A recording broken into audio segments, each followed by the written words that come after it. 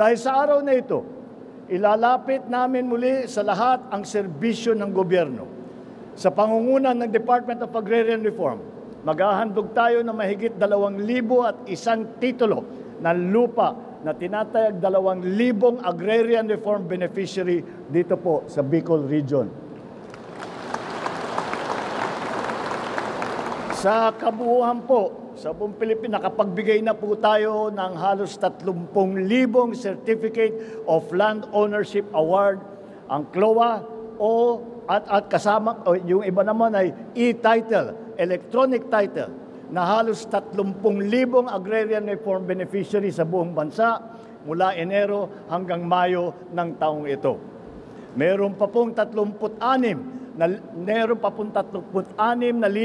CLOA at e-title na ipapamigay natin sa lagpas na 30,000 Agrarian Reform beneficiary bago matapos ang taon na ito.